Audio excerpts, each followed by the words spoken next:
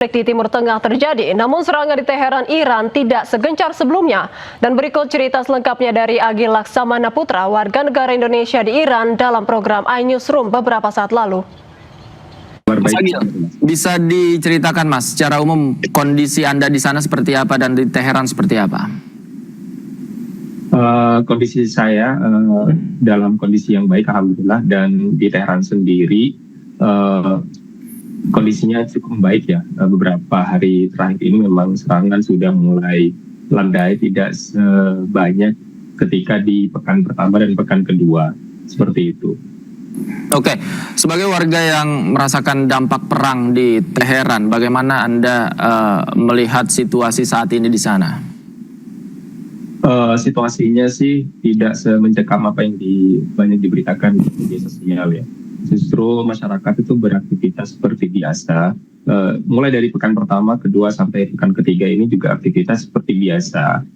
Memang di pekan ketiga ini banyak kantor-kantor tutup dan fasilitas umum tutup karena memang libur nasional, libur tahun baru Nuruz seperti itu. Tapi aktivitas belanja, jual beli dan sebagainya itu masih tetap berjalan seperti biasanya. Oke, kemudian juga di sana Idul Fitrinya kapan Mas kalau boleh tahu, dan bagaimana euforia masyarakat merayakan Hari Raya Idul Fitri di sana? Idul Fitri di Iran kemungkinan besar besok hari Sabtu. Informasi resminya itu baru akan diinformasikan malam ini, nanti malam seperti itu. Untuk masyarakat mempersiapkan Idul Fitri sebenarnya tidak se-euforia, tidak seramai seperti misalkan mereka mempersiapkan tahun baru Nuruz gitu. Jadi memang persiapannya justru lebih banyak mempersiapkan tahun baru Nuruz, seperti mereka mengadakan kumpul bersama keluarga dan menggelar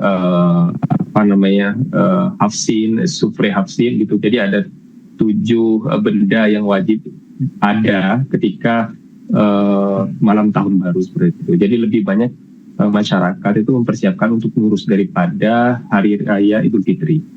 Oke, ada yang berbeda nggak dengan Hari Raya Idul Fitri, jelang Hari Raya Idul Fitri saat ini di tengah perang? Apakah memang dari faktor keamanannya yang juga berbeda dan lain-lain? Ya, ada yang berbeda. Yang pertama memang keamanan ya, yang pasti ya. Di sejumlah titik di jalan-jalan di kota Iran, terutama di Teheran sendiri itu ada banyak penjagaan, jadi lebih ketat penjagaan. Lalu yang kedua, malam-malam lebih ramai sih. Ini berbeda dengan Idul Fitri seperti biasanya. Jadi ketika malam-malam menjelang Idul Fitri di tengah perang itu memang lebih ramai, lebih banyak pawai, justru bukan mempersiapkan Idul Fitri. Bukan karena Idul Fitri, tapi pawai mendukung pemerintahan ketika waktu perang seperti ini. Jadi lebih banyak takbir menggema untuk mendukung pemerintahan dan kecaman-kecaman terhadap serangan Israel Amerika Serikat ke Iran. Seperti itu. Oke, kalau Mas Agil bersama dengan teman-teman warga negara Indonesia yang lain saat ini seperti apa yang dipersiapkan untuk merayakan Hari Raya Idul Fitri di Iran? Persiapan di tahun ini memang berbeda ya, tidak banyak persiapan dan memang karena berbeda Idul Fitrinya, Kedutaan Besar Republik Indonesia di Teheran dengan Iran sendiri juga berbeda. Kebetulan KBRI hari ini jadi tidak banyak yang dipersiapkan karena acaranya juga tidak semeriah di tahun-tahun sebelumnya. Karena kami juga dihimbau untuk tidak banyak melakukan aktivitas di luar rumah, terutama di tempat-tempat ramai. Oke, Mas Agil masih komunikasi dengan keluarga di tanah air. Bagaimana terakhir komunikasi dengan keluarga di tanah air, apalagi mengingat Mas Agil saat ini berada di Iran, kemudian di tengah kondisi yang perang, ditambah lagi juga Hari Raya Idul Fitri, Anda masih berada di sana? Ya, komunikasi terhambat ya, karena memang sinyal dan internet internasional itu masih sangat dibatasi. Belum juga dibuka blokirnya seperti itu. Jadi hanya beberapa device yang memungkinkan untuk komunikasi internasional. Itu pun juga kami harus pakai VPN. Dan tidak semua VPN support untuk digunakan untuk komunikasi internasional. Akan tetapi beberapa hari terakhir kami komunikasi dengan keluarga juga tetap berjalan meskipun memang terbatas ya, dan keluarga juga selalu mendoakan kami dan berharap eskalasinya juga semakin menurun dan selesai seperti itu. Oke, tidak hanya keluarga Mas Agil yang mendoakan, kita semua masyarakat Indonesia juga mendoakan Mas Agil dan teman-teman di sana semoga eskalasinya cepat mereda dan warga negara Indonesia di sana bisa aman dan nyaman merayakan Hari Raya Idul Fitri. Pecahan rudal Iran menghantam sebuah bangunan tempat tinggal di Israel. 1 orang dilaporkan mengalami luka serius.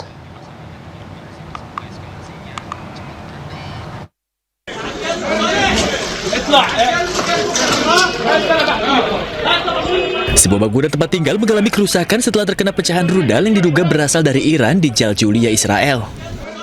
Bagian luar rumah rusak dengan puing-puing berserakan di dekat pintu masuk. Sebuah lubang besar juga terlihat di langit-langit dengan kabel yang terbuka dan beton yang retak. Sementara petugas tanggap darurat berkumpul di lokasi kejadian. 1 orang dilaporkan mengalami luka serius dalam insiden ini.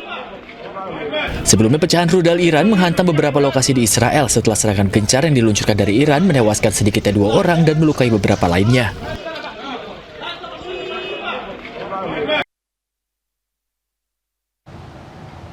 Selamat malam, Anda menyaksikan Breaking News bersama saya Syifa Hanifah.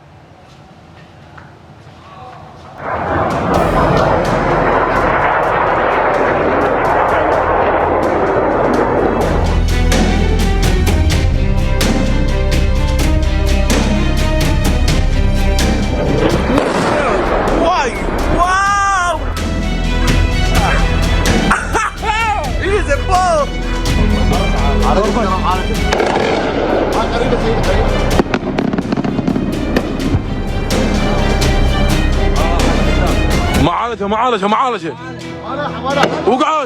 وقعت ضربها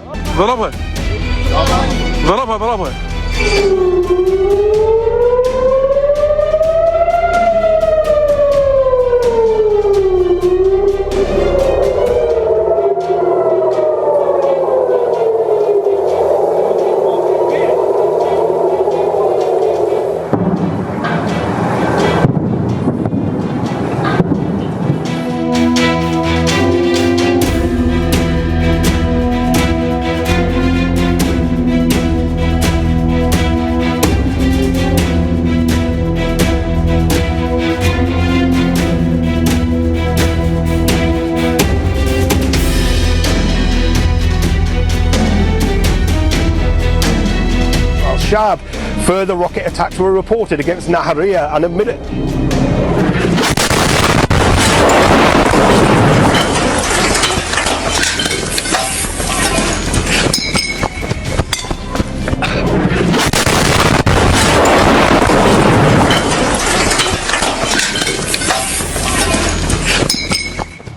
Iran menghujani Israel dengan serangan rudal tanpa henti. Rudal tersebut menghantam kilang minyak besar di Haifa, Israel.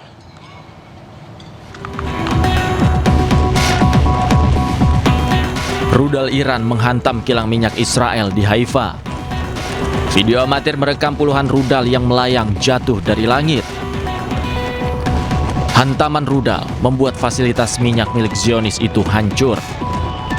Asap tebal mengepul di kilang minyak milik Israel yang terkena pecahan rudal milik Iran. Meski sempat mengakibatkan pasokan listrik terputus, namun Israel mengklaim serangan tidak menimbulkan kerusakan signifikan di kilang tersebut. Garda Revolusi Iran sebelumnya mengklaim targetkan sejumlah lokasi di Israel, mulai dari kilang minyak di Haifa, Asdod, hingga target-target militer dan keamanan. Tim dari Palang Merah Iran menyelamatkan seorang korban di balik reruntuhan setelah Israel melakukan serangan rudal ke Teheran pada Kamis tengah malam.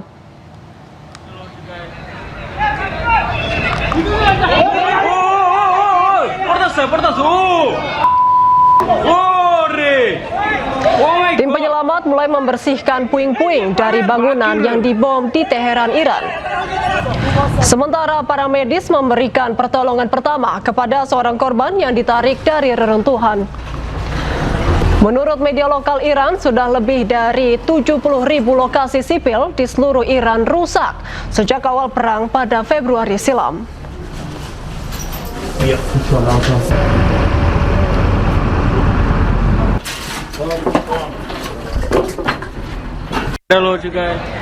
Tim penyelamat Iran berhasil menyelamatkan seorang anak kecil dari reruntuhan bangunan di Teheran, Iran. Anak perempuan tersebut ditemukan dalam keadaan hidup dengan luka-luka.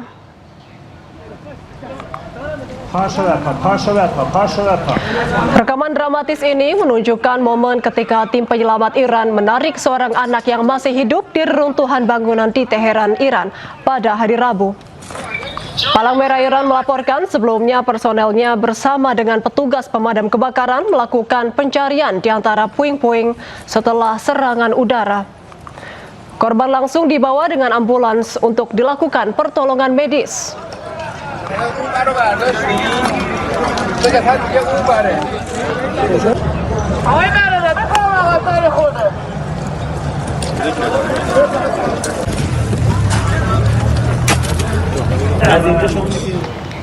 Televisi pemerintah Iran menyiarkan tayangan pemimpin tertinggi Mojtaba Khamenei sedang memberikan khutbah kepada para pejamaah. Ini menjadi penampilan perdana Mojtaba secara visual di media.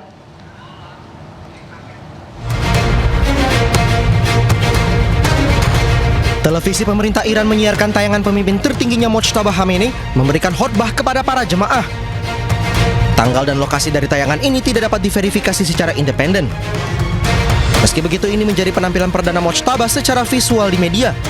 Tidak munculnya Mojtaba sempat menimbulkan spekulasi. Menteri Perang Amerika Serikat Pete Hegseth sempat mengklaim bahwa Mojtaba terluka akibat serangan dan kemungkinan mengalami cacat. Iran's leadership is in no better shape. Desperate and hiding, they've gone underground, cowering. That's what rats do. We know the new so-called not-so-supreme leader is wounded and likely disfigured.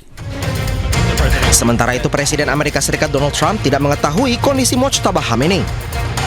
A lot of people are saying that he's badly disfigured. They're saying that he lost his leg, one leg, and he's been hurt very badly. Other people are saying he's dead. Nobody's saying he's 100% healthy. Sebelumnya Mojtaba Khamenei ditunjuk menjadi pemimpin tertinggi Iran menggantikan ayahnya Ali Khamenei yang tewas akibat serangan AS dan Israel.